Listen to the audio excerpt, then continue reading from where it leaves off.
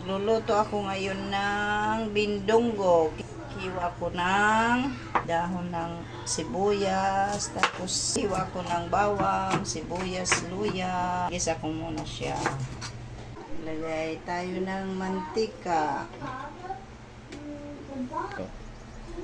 Ano tayo ng bawang. Gisa. Tapos sibuyas.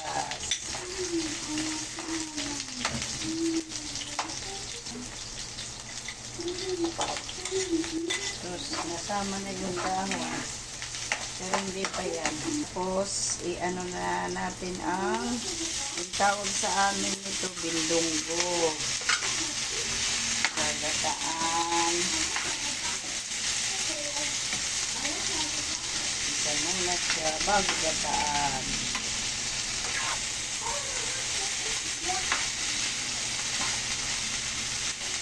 Magluluto na ako para mamaya kain na lang. Lagyan natin ng paminta, kunting bitsin, kunting asin. Okay, kunting mikos-mikos. Tapos hintayin natin na kumulo. Tapos lalagyan natin ng gata. Tingnan natin, ilalagay na natin yung gata, yung pangalawa. Muna, pangalawang gata.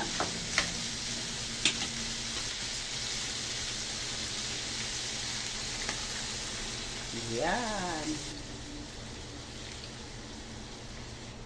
Tapos, kunting mikos-mikos, tapos hintayin na umano yung gata niya.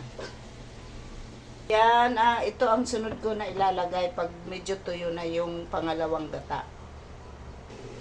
Ayan, check natin. Ayan, kunti na lang ang pangalawang gata.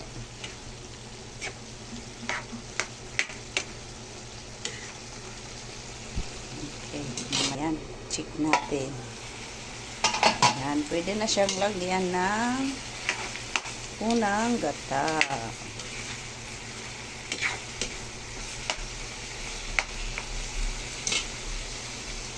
Ayan. Ito, may ano to, dahon ng sibuyas. Lagay na natin. Ayan. Medyo madami-dami yung unang gata para malaga siya. Mas lalong lumambot. Ayan. Malapit na.